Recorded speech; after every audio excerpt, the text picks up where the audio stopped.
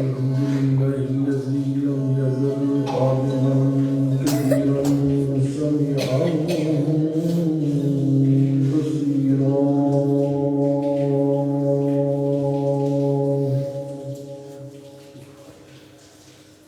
والصلاة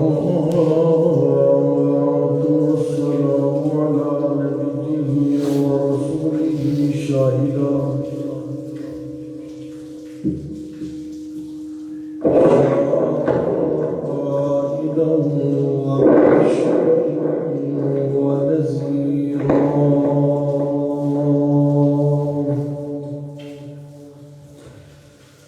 وعلى آله وأصحابه أجمعين كثيرا كثيرا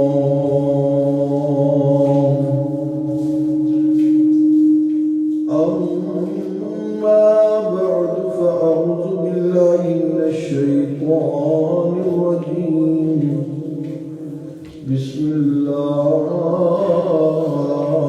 الرحمن الرحيم إن الله لا يغفر أن يشرك به ويغفر ما دون ذلك لمن يشاء ومن يشرك بالله فقد ضل ضلالا بعيدا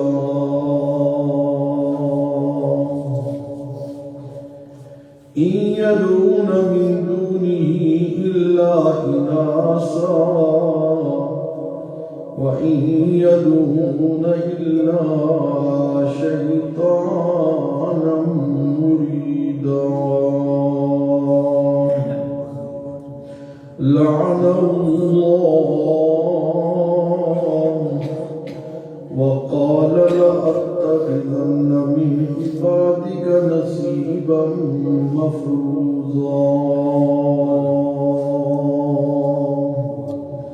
صدق الله العلي العظيم وصدق رسوله النبي الكريم ونحن على ذلك لمن الشاهدين والشاكرين والحمد لله رب العالمين.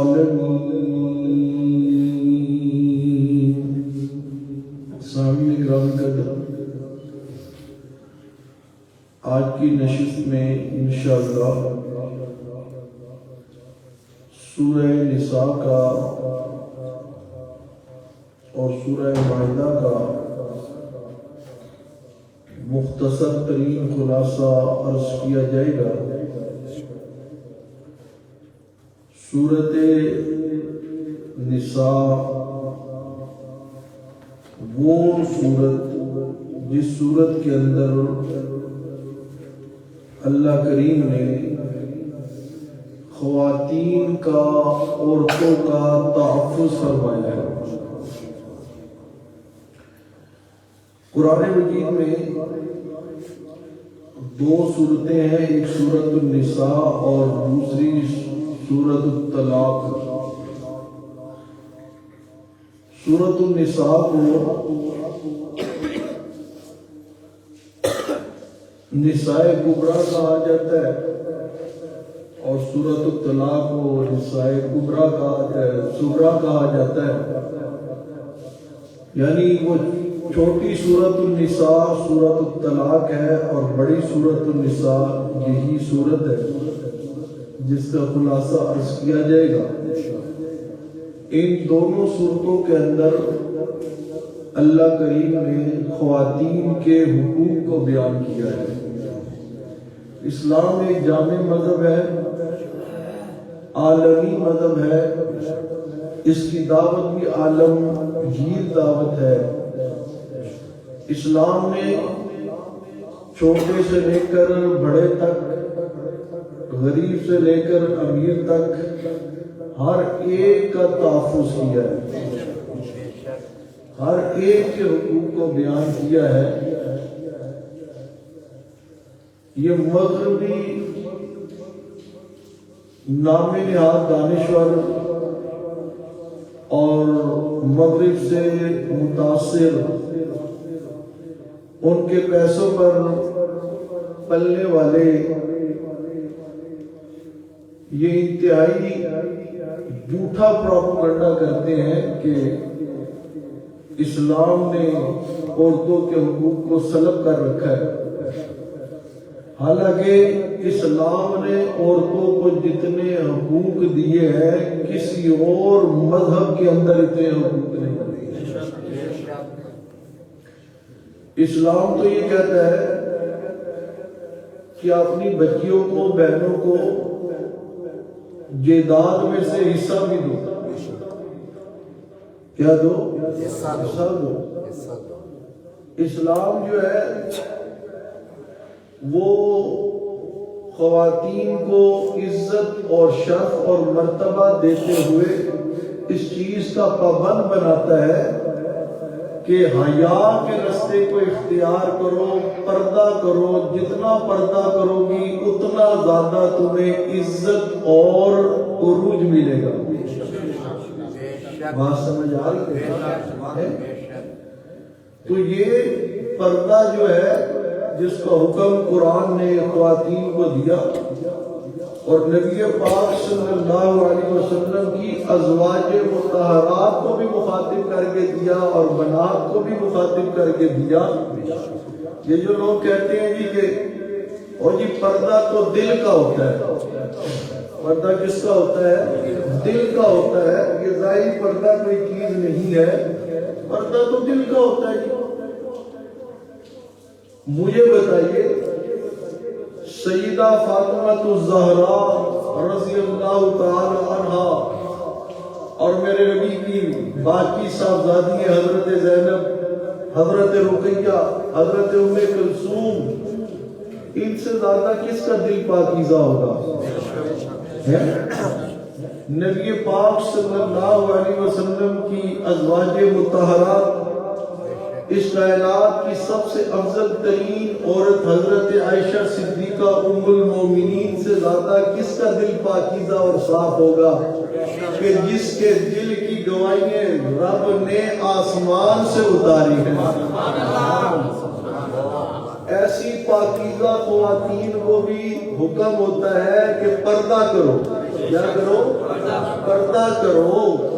اور یہ کہتے جی وہ ظاہری پردہ کوئی چیز نہیں، دل کا پردہ ہوتا ہے، تو کیا آج کی خواتین کا دل ان افضل ترین خواتین کے دل سے زیادہ افضل ہے؟ نعوذ باللہ ہے۔ اگر اتنی پاکیزہ خواتین جو میرے نبی کے بستر پر آئی، میرے نبی کا لباس ہے، سبحان اللہ، میرے نبی کا لباس ہے، اگر انہیں پردے کا حکم ہے تو پھر ہر مسلمان کہلوانے والی عورت پر پردہ فرض ہے۔ پردہ کیا ہے؟ فرض ہے۔ رمضان المبارک ہی کے مقدس مہینے میں ایک عنوان شان سیدہ فاطمہ الزہرا رضی اللہ تعالی عنہا کا بھی ہے۔ سیدہ فاطمہ الزہرا رضی اللہ تعالی عنہا کی پاکیزگی اور طہارت آپ دیکھیے، وصیت کی کہ جب میں فوت ہو جاؤں میرا جنازہ بھی رات کے ٹائم لے کر نکلا جائے۔ کس ٹائم؟ رات کے ٹائم میرا جنازہ لے کے نکلا جائے۔ جو اتنی پاکیزہ عورت اور اتنی پاکیزہ خاتون ہو، سبحان اللہ، اور ایسی پاکیزہ عورت اور طہارت والی اور پردے کی قائل اور پابند عورت، اس کا دودھ بھی پھر اتنا پاکیزہ تھا کہ اس دودھ سے پرورش پانے والے حسن اور حسین ایمان والوں کے سردار بن گئے۔ بات سمجھ آ رہی کہ نہیں؟ ان ابنی ھذا سید۔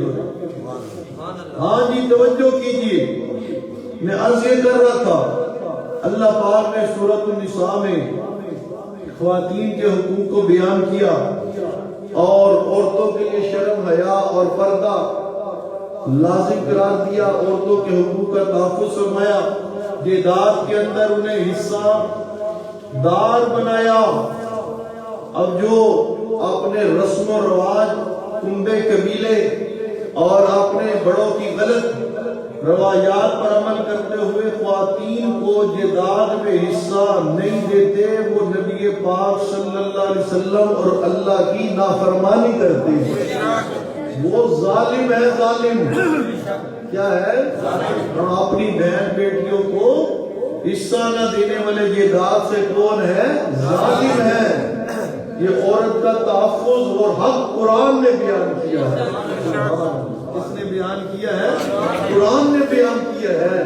آج ہی توجہ کیجئے، اور اس کی عصمت اور طہارت کو محفوظ رکھنے کے لیے رشتوں کی بھی تفصیل بتائی ہے، کس سے پردہ ہے، کس سے پردہ نہیں ہے، محرم اور غیر محرم کی تقسیم بھی کر کے بتائی ہے۔ یہ بھی عورت کی عظمت کا بیان ہے۔ کس کا بیان ہے؟ عورت کی عظمت کا بیان ہے، عظمت کا بیان ہے۔ اس لیے توجہ کیجئے گا، آج ہمارا معاشرہ جو ہے بے پردگی کی طرف چل پڑا ہے، بے حیائی کی طرف چل پڑا ہے۔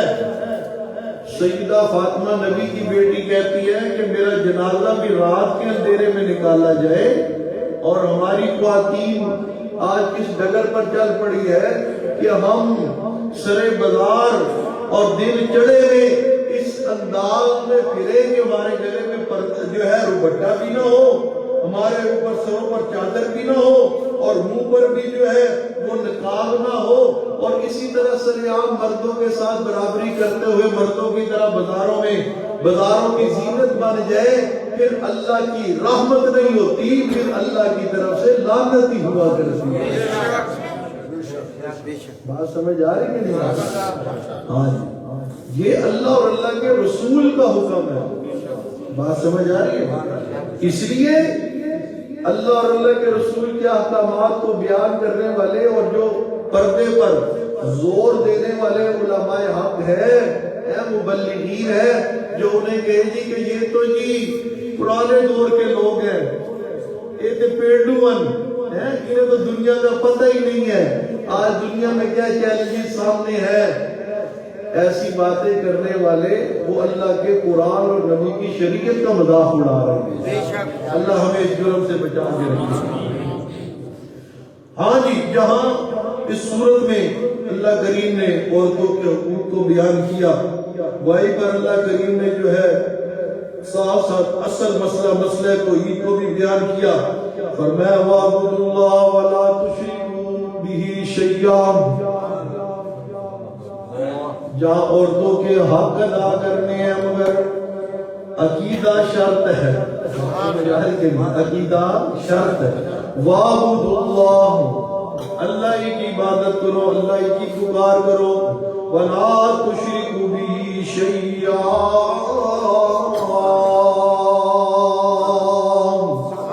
وَبِالْوَالِدَيْنِ إِحْسَانًا، وَبِالْوَالِدَيْنِ إِحْسَانًا۔ اور سورہ فاتحہ سے اللہ کی توحید کا بیان شروع ہوا، اللہ ہی کی عبادت کرنی ہے، اللہ ہی سے مدد مانگنی ہے، کسی اور سے نہیں مانگنی۔ ہاں جی، گائے کی پوجا بھی نہیں کرنی، آل عمران کو بھی حاجات اور مشکلات کے اندر نہیں پکارنا۔ سورہ نساء آ گئی، عورتوں کے حق بھی حقوق بھی ادا کرنے ہیں۔ اللہ پاک نے اس سورت کے اندر دو قسم کے امور کو بیان کیا، دو قسم کے امور کو بیان کیا۔ کیوں؟ جب اسلامی معاشرہ تشکیل پاتا ہے تو انتظامی طور پر بھی کچھ امور کی ضرورت پڑتی ہے، کچھ قوانین کی کیا پڑتی ہے؟ ضرورت پڑتی ہے۔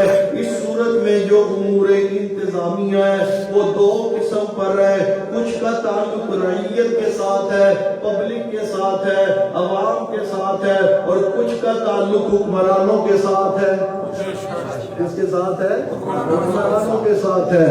ہاں جی، حکمرانوں کو حکم ہوا عدل کرو، کیا کرو؟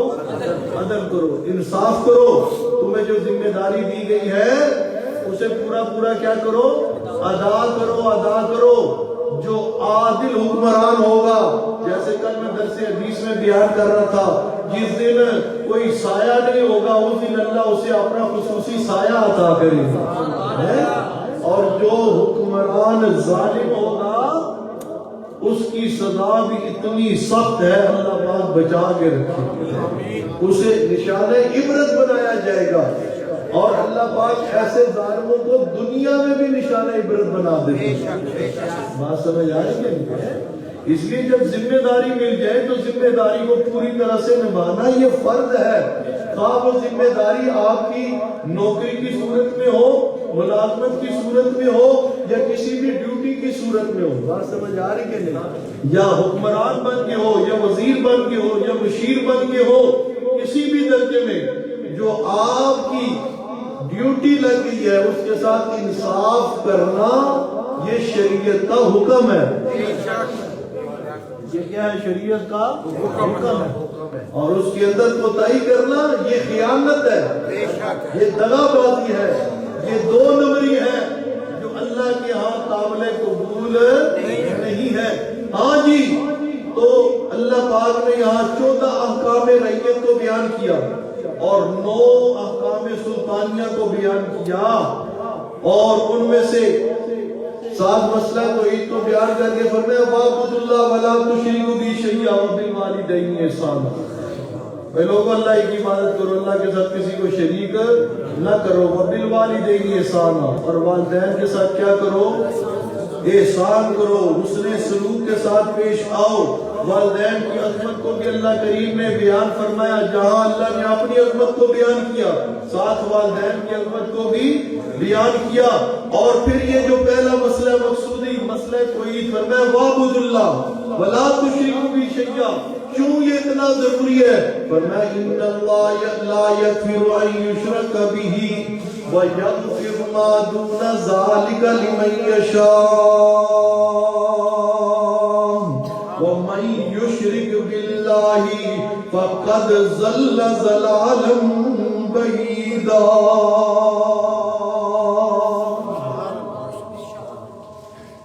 ہاں جی، فرمایا شرک سے بار بار بچنے کی تلقین اس لیے کی جاتی ہے، تاکید اس لیے کی جاتی ہے کہ ان اللہ، بے شک اللہ، لا یغفر، نہیں مغفرت کرتا، نہیں معاف کرتا، کس کو؟ ان یشرک بہ، جو اللہ کے ساتھ کیا کرتا ہے؟ کیا کرتا ہے؟ شریک ٹھہراتا ہے۔ اللہ کی صفات کارسازی کے اندر، صفات الوہیت کے اندر انبیاء کو، اولیاء کو، اتقیاء کو، اصفیاء کو، اہل مزار کو کیا کرتا ہے؟ شریک ٹھہراتا ہے۔ فرمایا یہ اتنا بڑا جرم ہے، ہر گناہ معاف ہو سکتا ہے مگر یہ شرک والا گناہ معاف نہیں ہو سکتا، نہیں ہو سکتا، نہیں ہو سکتا۔ فرمایا وَيَغْفِرُ مَا دُونَ ذَلِكَ لِمَن يَشَاءُ، شرک کے علاوہ جتنے بھی گناہ ہیں اللہ چاہے، اللہ قادر قدیر ہے، اللہ معاف کر دے گا، مگر یہ بات پکی ہے، یہ بات پکی ہے کہ شرک والا گناہ معاف نہیں ہوگا، شرک والا گناہ معاف نہیں ہوگا، نہیں ہوگا، نہیں ہوگا۔ اللہ کی رحمت جوش میں آئے، زانی کو چھٹکارا مل سکتا ہے، شرابی کو مل سکتا ہے، بات سمجھ آ رہی کہ نہیں؟ باقی گناہگاروں کو چھٹکارا مل سکتا ہے، یا سزا دینے کے بعد دوبارہ اگر عقیدہ ٹھیک ہے اللہ جنت میں بھیج دے گا، اللہ جنت میں بھیج دے گا۔ مگر ایک مجرم ایسا ہے کہ جس کے لیے اللہ کے ہاں معافی کی کوئی گنجائش ہی نہیں، اور وہ مجرم ہے غیر اللہ کا پجاری، من دون اللہ، ما سوى اللہ، غیر اللہ کو حاجت روا، مشکل کشا ہے، مافوق الاسباب پکارے کو سننے والا ہے، اور کھوٹی قسمت کھڑی کرنے والا، داتا غوث اعظم، سمجھنے والے کے لیے اللہ کے ہاں کوئی معافی نہیں ہے، بولیے کوئی معافی نہیں ہے، نہیں ہے۔ اس لیے فرمایا ان اللہ لا یغفر ان یشرک بہ ویغفر ما دون ذلک لمن یشاء۔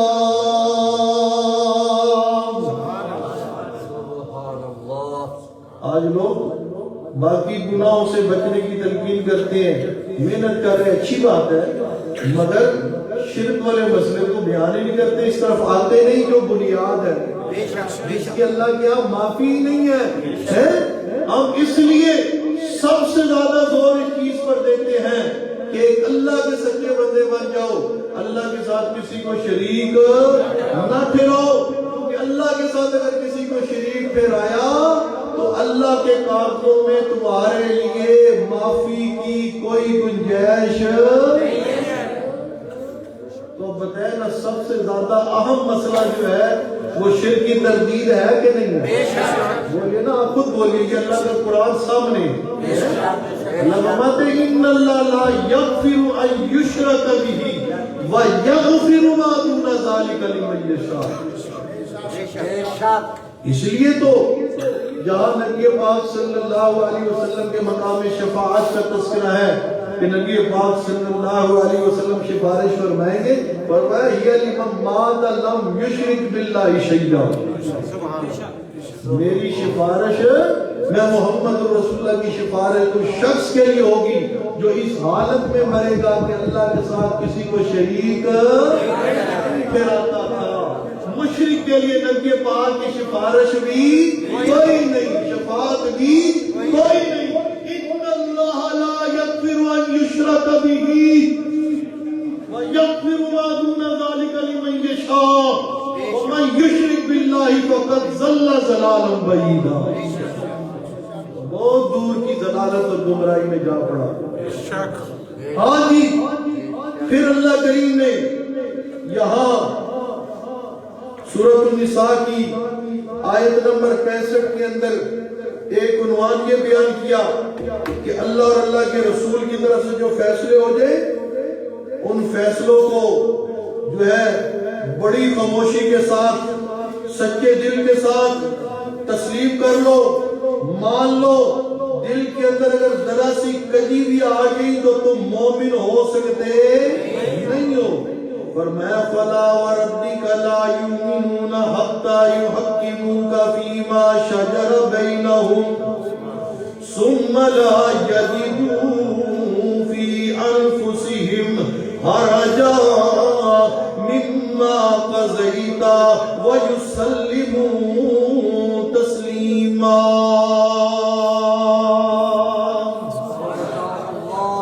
اس آیت کا شان نزول ذرا سمجھیے گا۔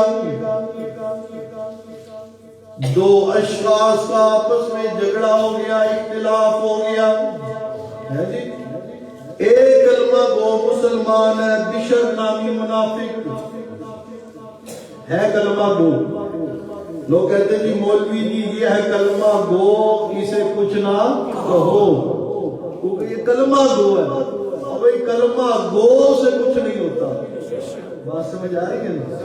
حضرت والی صاحب فرمایا کرتے تھے کلمہ تو لال بہادر شاستری نے بھی پڑھا تھا، کلمہ تو اندرا گاندھی نے بھی پڑھا تھا۔ عیسائیوں کے پاپ اور پادری یہ بھی لوگوں کو دھوکہ دینے کے لیے کلمہ پڑھ لیتے ہیں۔ کلمہ پڑھنے سے ایمان نہیں ملتا، کلمے کو ماننے سے ایمان ملتا ہے۔ بات سمجھ آ رہی ہے؟ کلمے کو ماننے سے ایمان ملتا ہے۔ آج بھی کلمہ پڑھنے والے سارے ہیں مگر ماننے کے لیے کوئی تیار نہیں۔ انشاءاللہ جمعۃ الوداع میں بیان ہوگا کلمے کو کون مانتا ہے کون نہیں مانتا، مثالوں کے ساتھ انشاءاللہ۔ ہاں جی، بشر نامی منافق کلمہ گو کا جھگڑا ہو گیا ایک یہودی کے ساتھ۔ اب اس جھگڑے میں یہودی حق پر ہے، یہودی حق پر ہے اور وہ کلمہ گو بشر نامی منافق وہ باطل پر ہے، وہ ناحق ہے۔ اب دونوں اپنے جھگڑے کا فیصلہ کروانا چاہتے ہیں۔ یہودی کہتا ہے چلو چلتے ہیں تمہارے پیغمبر محمد صلی اللہ علیہ وسلم کے پاس اور ان سے جا کے اپنے اس مقدمے کا فیصلہ کروا لیتے ہیں۔ یہودی کہتے ہیں کہ مقدمے کا فیصلہ کون کریں گے؟ محمد مصطفیٰ صلی اللہ علیہ وسلم۔ اور یہ کلمہ گو نہ کہو، یہ اتنے خبیث ہوتے ہیں منافق. یہ کہتا ہے نہیں نہیں، وہ بھائی تمہارے مولوی کعب بن اشرف کے پاس جاتی ہیں اور اس سے جا کے فیصلہ کرواتی ہیں. توجہ کیجئے، ایک طرف یہودی کافر ہے، کھلا کافر. بات سمجھ آ رہی ہے نہیں؟ کھلا کافر اتنا نقصان دہ نہیں ہوتا جتنا چھپا کافر نقصان دہ ہوتا ہے. سمجھ میں آ رہی کہ نہیں؟ ہاں جی، بشر نامی یہ کلمہ گو منافق یہ کہتا ہے کہ فیصلہ یہودی عالم سے کرواتی ہے، یہودی کہتا ہے فیصلہ محمد رسول اللہ سے کرواتی ہے. دونوں کا کردار یہ دلیل ہے صداقت مصطفیٰ کی، امانت مصطفیٰ کی، دیانت مصطفیٰ کی. سبحان اللہ سبحان اللہ. یہودی حق پر ہے، اس لیے محمد رسول اللہ کی عدالت میں جانا چاہتا ہے. وہ ہے یہودی مگر اسے پتا ہے کہ مسلمانوں کا پیغمبر کبھی بھی نہ حق فیصلہ نہیں کر سکتا. اور یہ بشر جو ہے یہ باطل پر ہے، غلط ہے، غلطی اس کی ہے، اس مسئلے میں یہ چور ہے. بات سمجھ آ رہی کہ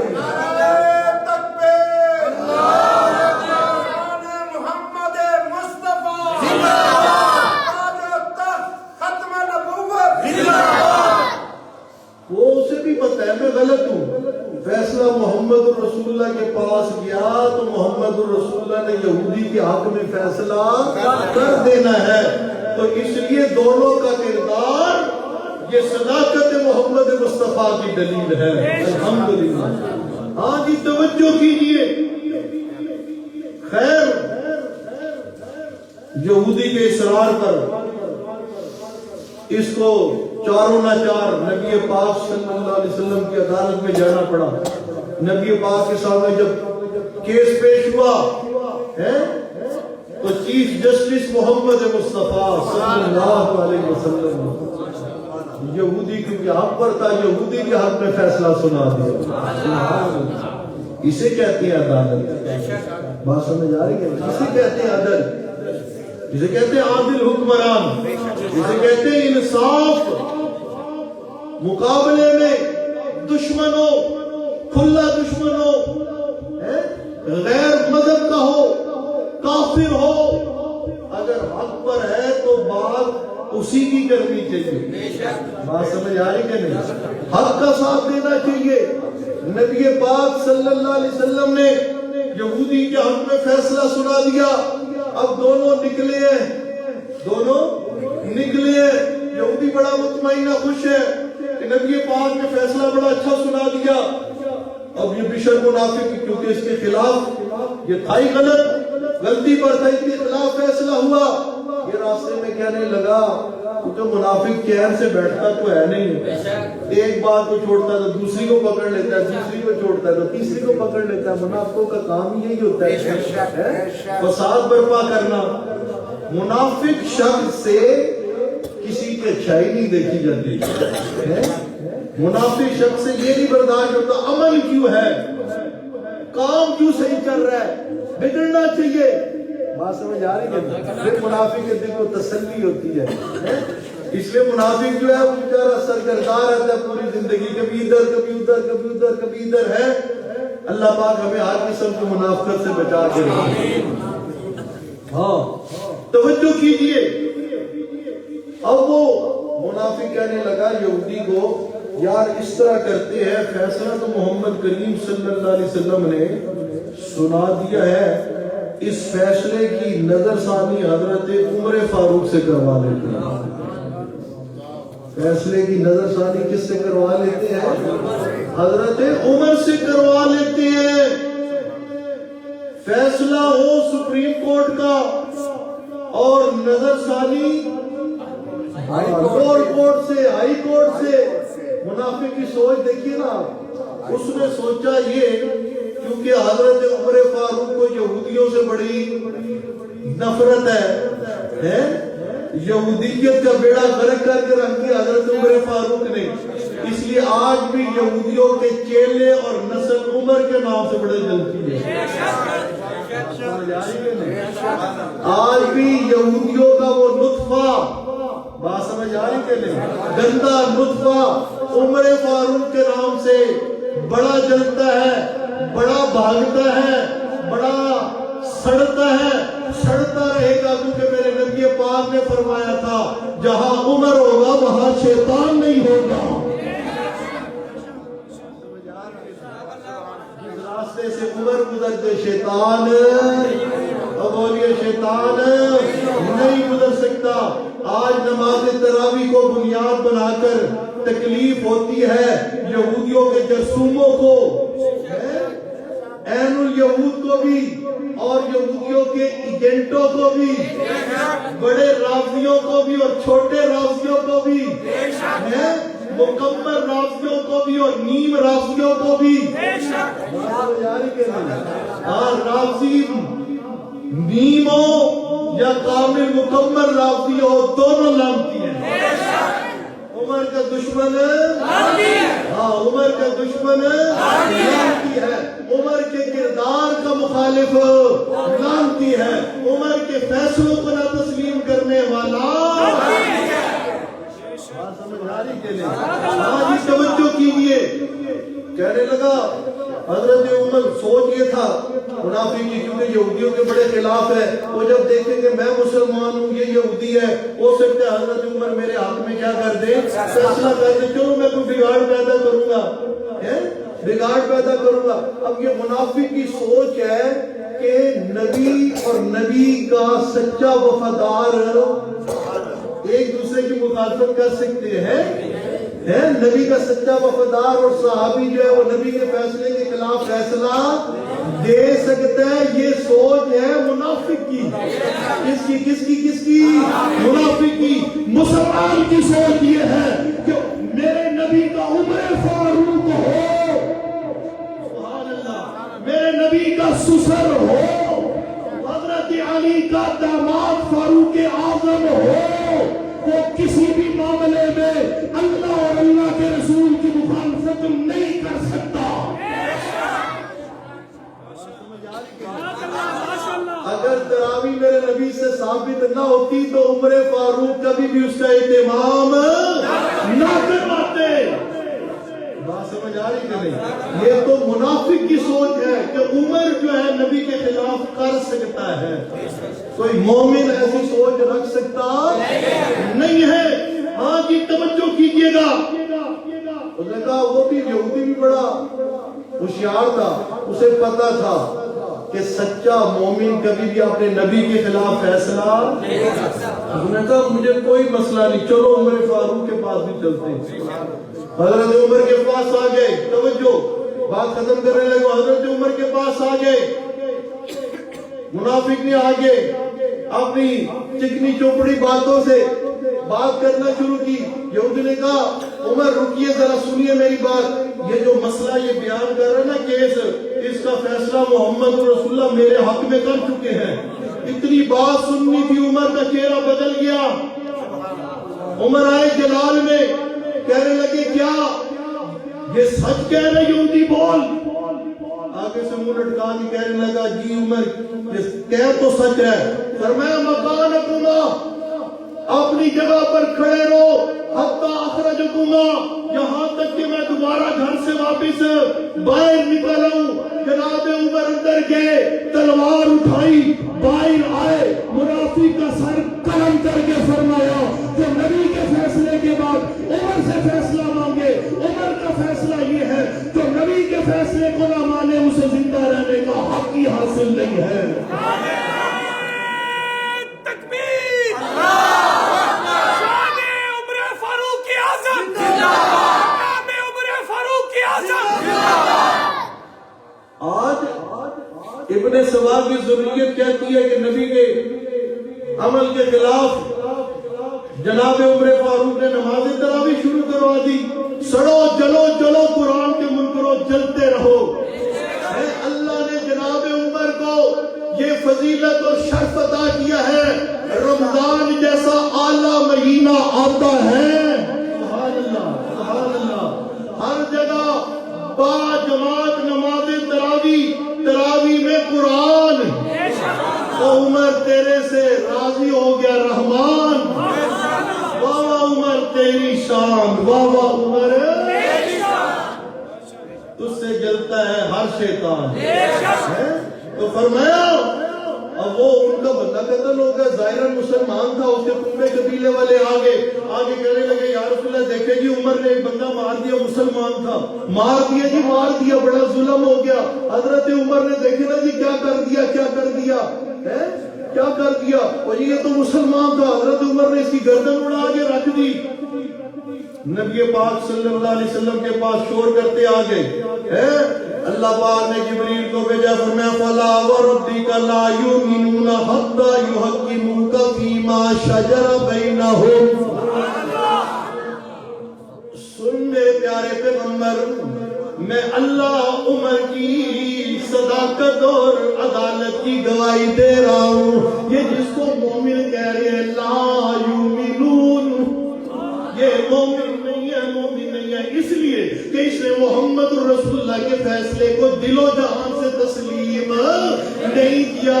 اور جو محمد رسول اللہ کے فیصلے کو دل و جہان سے تسلیم نہ کرے، دل کے اندر کہیں آ جائے یہ کیا کہہ دیا، یہ کیسا فیصلہ کر دیا، یہ کیسا حکم جاری کر دیا، وہ جی یہ پردے کا حکم سورۃ نساء، یہ پردہ تو جو ہے جی یہ تو آج کل کے دور میں یہ تو پیٹو کرتے ہیں جی، یہ تو گرائی کرتے ہیں جی، یہ تو دنیا سے پیچھے رہ جانے والے لوگ ہیں. ایسی باتیں کرنے والے یہ نبی پاک کے فیصلے پر کیا کر رہے ہیں، اعتراض کر رہے ہیں. قرآن کہتا ہے فلا وربک لا یؤمنون. ایسا بندہ مومن ہو سکتا نہیں ہے. اللہ کے رسول نے جو فیصلہ سنا دیا، جو حکم کر دیا، اسے بغیر چون چڑھا کے ماننے والا مومن ہوتا ہے. اللہ ہمیں نبی پاک کے ہر فیصلے شریعت کے حکم پر عمل کی توفیق عطا فرمائے. انشاءاللہ سورہ مائدہ، سورہ انعام آج کے جمعے کے اجتماع میں انشاءاللہ ٹائم پر تشریف لائیں انشاءاللہ.